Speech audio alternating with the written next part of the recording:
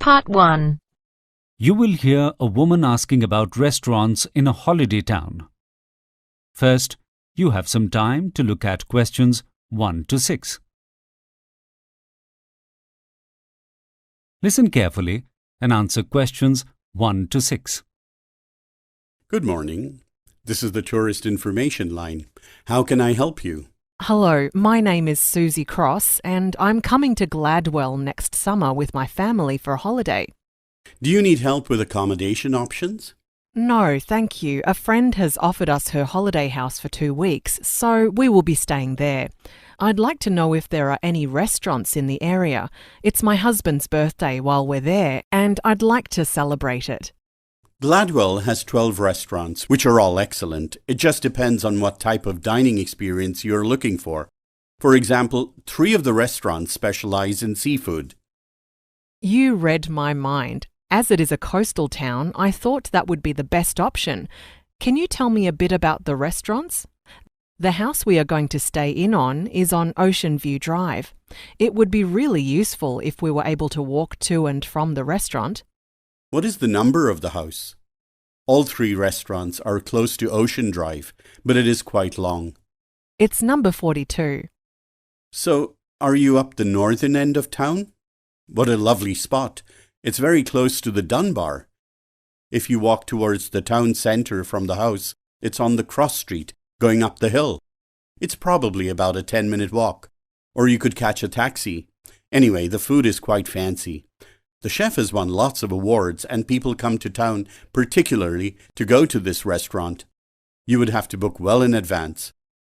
Price-wise, it is on the expensive side and is about £100 per head. That's good to know. I don't really mind if it's on the expensive side, as long as I'm prepared for it. We are saving so much on accommodation that we can afford to splash out a bit when we eat out. It would be nice to live it up for a couple of weeks. You mentioned 2 other restaurants? Yes, another one is the catch of the day. It's a more family-friendly restaurant in the centre of town. It is on the main promenade, so you can catch a bus directly there in about 5 minutes. Keep in mind, though, that buses stop at midnight and it would be a long walk home, so I suggest a taxi. The restaurant will be able to call one for you. The food there is excellent, but more your basic fish and chips and salad type fare. A full meal with dessert will be about £40 per person. They cater for groups there, and there is musical entertainment. It's a fun place, but can be a bit on the noisy side if you're looking for a quiet evening. Before you listen to the rest of the conversation, you have some time to look at questions 7 to 10.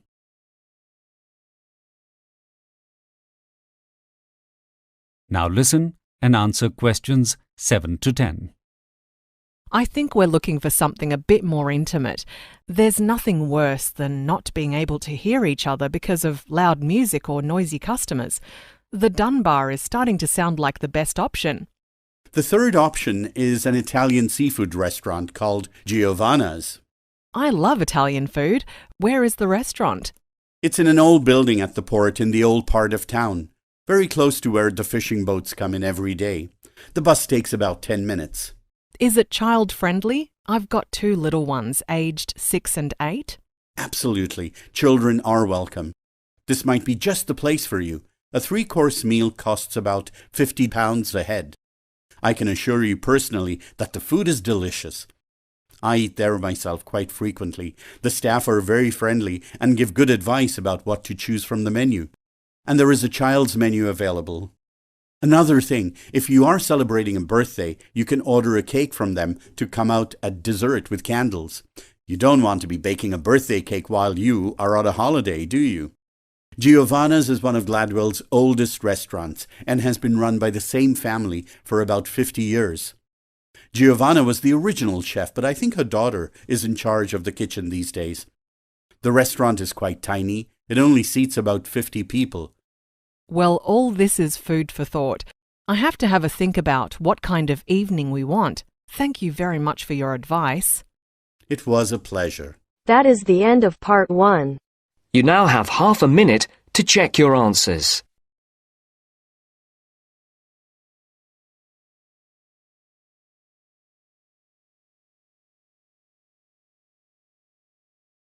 Now turns to part 2. Part 2. You will hear a man called Christian Jackson, staff coordinator of a trade fair facility, showing a new employee a map of the facility.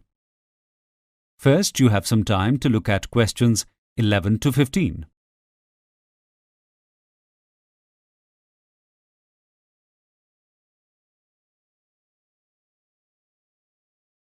Now listen carefully and answer questions 11 to 15. Hello, Josephine. My name is Christian Jackson, and as you are starting work at the trade fair today, I'd like to show you around the area you're going to be working in. Let's look at this map first. You can see that this is the entrance here where you have just come in, and where we are standing now at the information booth is adjacent to it. This will be the main area that you will be working in from 9 o'clock today. As you know, this week the trade fair is the toy fair, and you will be expected to be able to direct people to any part of the fair they wish to go to. If you are unsure about anything while giving information, make sure to ask other members of staff. Giving the correct information is your main focus. You have an hour and a half between now and 9 o'clock. So that should be a good amount of time to have a good walk around and get yourself familiar with the place. I don't think you'll find it too difficult to work out where everything is. The trade fair is broken up into 3 main halls. To the left of the information booth here is the entrance to the Brooklyn Hall, which contains traditional toys like board games, dolls, stuffed toys, and arts and crafts materials. You will also find model building kits and all the different building block brands. At the very back of the hall is the lecture theatre, where different companies will be giving presentations and launches all day. Opposite the information booth and across the floor of this main area is the Sanderson Hall. It is home to all the multimedia toys like video games, computer software, and pretty much any electronic equipment. If you turn left when you enter Sanderson Hall, you will see the Wi-Fi zone, which has recharging facilities and Wi-Fi access. Next to the Wi-Fi room is the Internet Cafe, which is a good place for people to meet, have a coffee, and use their computers. See how easy it is to remember so far? On the south wall of the main area, just over there, you can see the entrance to another hall, and next to that are the toilets. The south entrance goes into the Carmichael Hall, which has all the sports equipment, from running shoes to bicycles. Before you hear the rest of the conversation, you have some time to look at questions 16 to 20.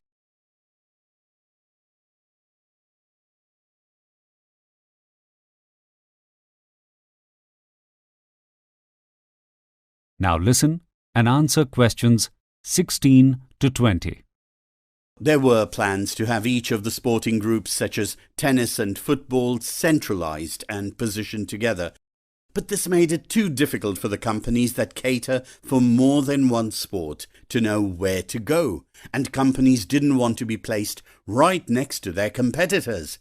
So the stands are randomly placed. Therefore, it is important for you to remember the positions of the bigger sporting brands.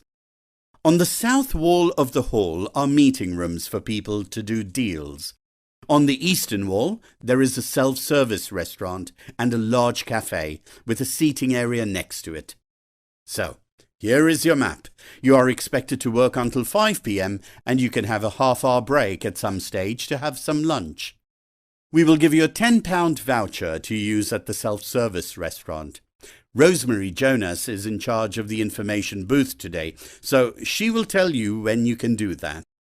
Otherwise, you need to register at the information booth now and get your identification tags. You need to wear these around your neck at all times, and you can use this orange card to get through the turnstiles every day for the next 9 days. As you know, because this is a short contract, you will not be paid penalties for working on Saturdays and Sundays, though we will pay you overtime if you have to work late any of the days. Here is a timesheet for you to fill in the hours you work every day, and you need to get this signed off each day by the person who is in charge of the information booth that day. Give it to me on the last day, but make sure you keep a copy to give to your employment agency. Do you have any questions? That is the end of part 2. You now have half a minute to check your answers.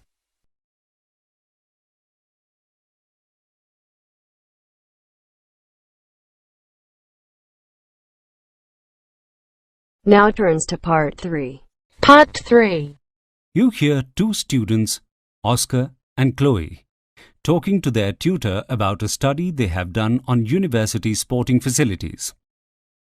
First, you have some time to look at questions 21 to 25.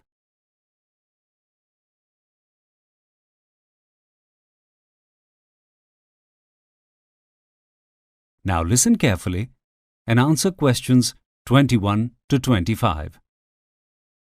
Hello, Oscar and Chloe. For the facilities planning part of the course, you decided to do your project on the university swimming pool. What made you choose this? It is one of the most expensive sporting facilities at the university to run. The university has never actually done any kind of study or survey on swimming pool usage, so we thought it could be useful for the university itself to have some data. Is that so? Perhaps it is because there would never be any question of closing the pool, so they have never had to justify its use. That's true, but as it is so costly to run, they may wish to find a donor to help with upkeep. It is very run down and probably needs a complete renovation. That's just our opinion, but it may be necessary to present possible donors with data in the future. You might be onto something there. The university could not get sponsorship from a sporting goods company or a large corporation that would not want to be associated with something that is not of high quality. We can talk about that in a moment. Firstly, how did you undertake your survey? Oscar and I spent a week at the pool asking questions to the users. We took it in turns and one of us was there all day. We asked people how often they came to the pool, for how long and what they did in the pool, and questions about the equipment and changing rooms. We have 600 completed surveys. It was difficult getting up to that number because the same people use the pool every day. So toward the end of the week, most of the people who came in were those who had already done the survey on earlier days. We really think we managed to interview nearly every swimmer. It's difficult to know because we only did head counts on the people that refused, but many of them agreed to participate in the survey on later days when they had more time. So, what were your basic findings? We estimate that around 600 individuals come to the pool each week. When multiple visits are taken into account, that's a total of 1,800 visits. The average swimmer comes 3 times a week and is in the pool for an hour. Peak times in the pool are between 6 and 8 in the morning and from 4 to 6 in the evening. Before you hear the rest of the conversation, you have some time to look at questions 26 to 30. Now listen and answer questions 26 to 30. Tell me about what users were saying about the facilities. There were major complaints about the lack of or state of swimming equipment such as paddle boards and foam bars, etc. A lot of people were saying they were very old and moldy and dirty. People were quite happy with the changing rooms, but felt that the hot water was a bit hit and miss on some days, and the pressure was often really weak. There were requests for more secure lockers and more power points. People need to recharge their phones and use hairdryers. There were also some concerns about new rules for personal trainers, that they would have to start paying the university to be able to coach swimmers at the pool. As most of them are students and staff of the university, they felt this was unfair. The university is worried that outside trainers are taking advantage of the facilities. I was unaware this included students and staff as well. What other information did you get? The members of the diving club have heard a rumour that the diving boards are going to be taken away. Apparently, the insurance costs to the pool for having diving boards have risen enormously after some compensation cases in diving accidents at other public pools. We asked the university administration about this, and they couldn't confirm or deny whether it was happening. I don't know anything about that, but I suggest you investigate it further and include it in your report. We definitely intend to do that. Another thing we want to add to our report is the lack of staff who are monitoring the pool. We observed many times over the week when there were some times of the day when there was only one member of staff, or sometimes even nobody, standing by in case there was an emergency. And even more worryingly, there seems to be no emergency protocol in place, nor is it standard procedure for any of the staff to have done a first aid course. Of course, this was not data from our survey, but we think it is an issue that needs to be confronted and we want to include it in our report. I think you are both working very well on this. I suggest you continue and report all your findings. Come back to me next week with a draft report and we can go through it together. That is the end of part 3. You now have half a minute to check your answers.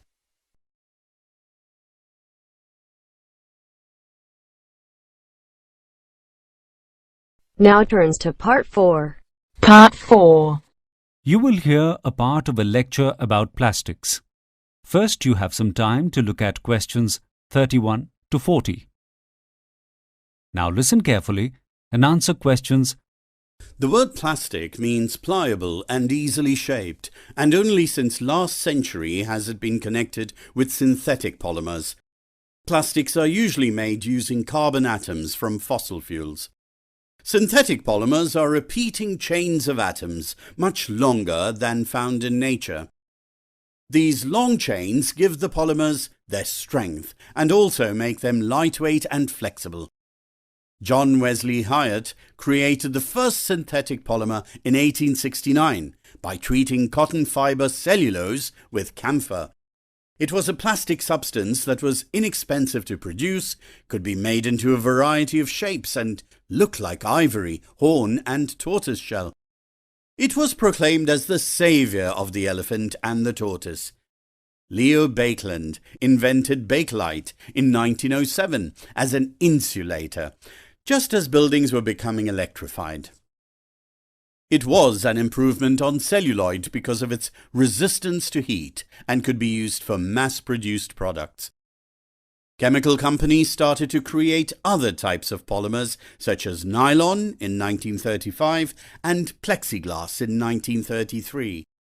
Both were used during the Second World War, and though it ended, the plastics industry still continued to grow. The 1950s were filled with new plastic products, and they were considered an inexpensive, safe, clean substance that pointed to a utopian future. In product after product, in every industry, plastic began to replace traditional materials. In the 1960s, the first plastic debris was seen in the oceans, and though there were some environmental concerns, the reliance on plastic continued until it became virtually impossible to avoid plastic in every part of life. Packaging, clothing, construction materials, kitchen utensils, baggage, shoes, and most of all, bottles were all made of polymers. In the 1970s, anxiety about waste and the use of fossil fuels grew. Plastic was of particular concern because it was not biodegradable. Plastic became a word that meant something was cheap or fake, and then superficial. In the 1980s, the plastics industry introduced recycling as a solution. Many municipalities collected plastic as part of their waste management services. However, a minute proportion of waste plastic was collected, and much of it still ended up in landfill or the environment, particularly in developing countries that were increasing their use of plastic but did not have the systems in place to recycle it. The symbol of plastic pollution is the Great Pacific Garbage Patch, which is an area the size of France that is a swirling, deep mass of plastics in the sea. Governments are now making attempts to curtail plastics use, banning certain products like bean bags, plastic drinking straws, and supermarket shopping bags. However, looking at a typical weekly shop from a supermarket reveals that 99% of the plastics bought are supermarket products, rather than the shopping bags you carry at home in. There are also concerns about the threat that plastics might pose to human health. Apart from the fears for the environment about the toxic additives that are used in the production of plastics, such as bisphenol A, or BPA, and phthalates to make them more durable and transparent, there is also concern about the amount of plastics that we are ingesting.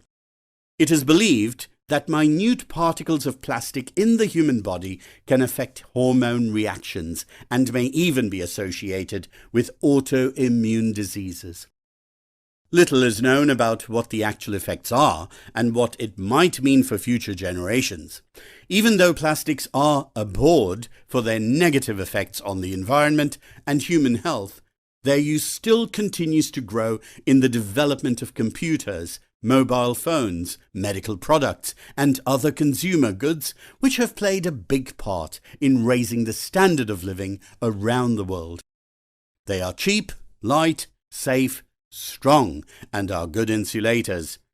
Many possessions that we have would not exist without the availability of plastic, and it has replaced the use of animal materials such as ivory, leather, bone, and fur, and saved the felling of millions of trees.